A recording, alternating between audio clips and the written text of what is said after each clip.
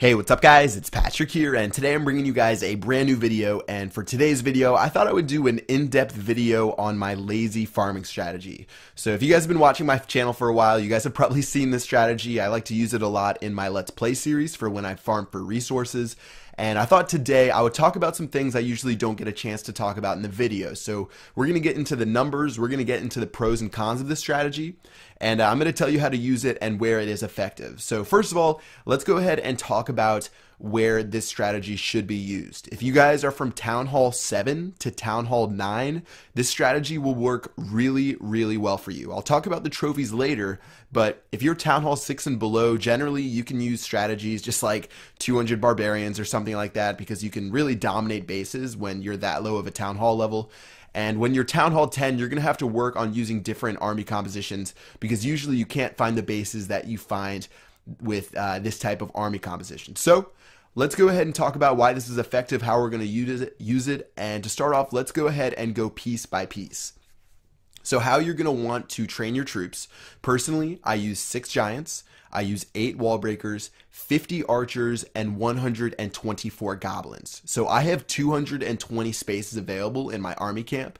If you guys are Town Hall 7, Town Hall 8, you only have like 200 available. You can usually subtract a little bit of the goblins and a little bit of archers. So let's say you only have 200 army spaces available.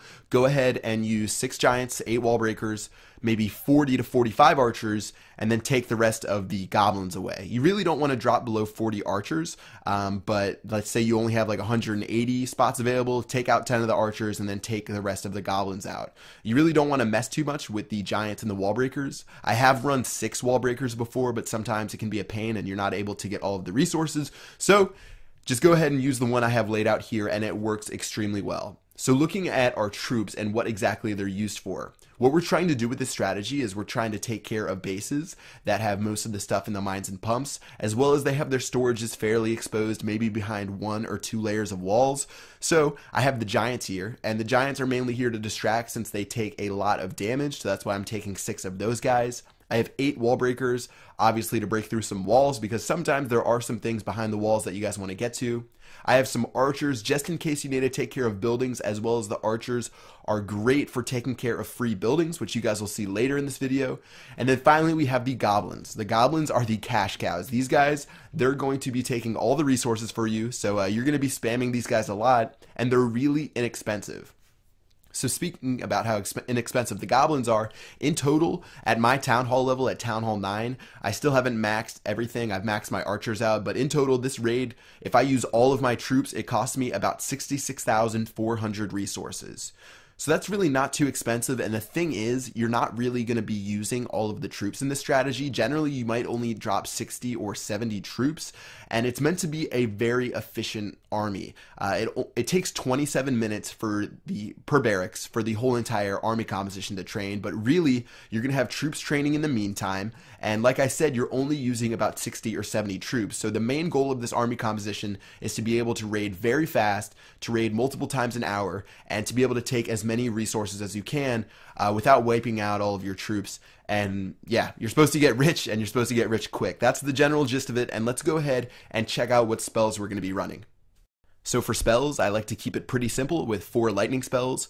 For this army composition, you really do not want to use that many spells. A lot of people make the mistake of using spells a lot when they're farming, and the thing is, you're spending 20 to 30,000 elixir for every spell you drop. So really do not use your spells unless you have to use them to, say, take out some mortars or take out some wizard towers, but generally don't use them. And if you do want to use your lightning spells, you can use them to zap dark elixir storages. Now, some people get mad if you do it.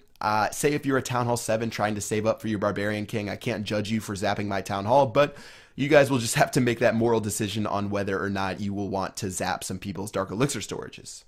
Okay, so the final note we're going to make is talking about trophies.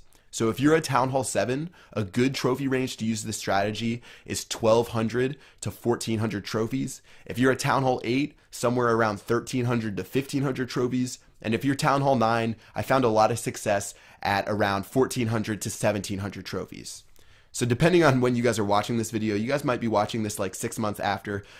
They sort of change a little bit, but just try to find a good ground And once you start seeing a lot of bases that are effective with this strategy, that's when you know you need to stick around that mark. So just find a place you're comfortable at and try to use those guidelines as I just said. So let's go ahead and do the most important part, which is finding and attacking bases. I'm going to teach you guys a 4-step guide that should let you find the right bases and be able to steal all of the resources. So step number 1 is assess the base. Ask yourself, is this an easy base to attack? Is there a lot of resources available? And where are those resources located? Obviously, this looks like a pretty easy base to attack. As far as resources go, anything above 400,000, I'm pretty much going to attack as long as it's not like a crazy Town Hall 10 base. And seeing as this guy has 570,000, I'm going to get a green light there. And then as far as where the resources are, you can see he has tombstones outside of his base, as well as he hasn't cut down any of the shrubbery and stuff on the outside. So that means that he probably hasn't played in a while, and most of the stuff is going to be in the mines and pumps. You can also see the mines and pumps are looking pretty full. All right, so step number 2, take the resources in the collectors, and make sure you use the giants and the wall breakers as least as you can. The thing about the giants and the wall breakers is they're by far and away the most expensive troop we're using in this troop composition, so try to use them as little as possible, because if you think as far as elixir goes, my giants cost 3,000 and my goblins cost 100, so literally 30 goblins cost 1 giant, so try to use as little of those 2 troops as you can. All right, so right now we're doing a great job. I'm trying to be as cheap as possible. It's sort of fun to see how little troops you can use when you're raiding. And that's what I really try to do. I try to make it a game on how little troops I can spend while still getting the maximum amount of resources. So we're wrapping up step number 2 right now, and let's go ahead and head to step number 3. This is determining whether it's worth it or not to attack the storages.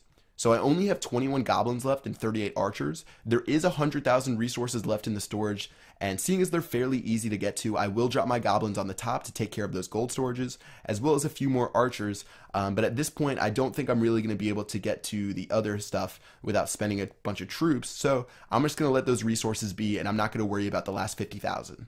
All right, so let's go ahead and wrap it up with step number 4. This is whether or not you can get 50% on a base. It's important as a farmer that you don't lose trophies in every single battle. You would like to get 50%.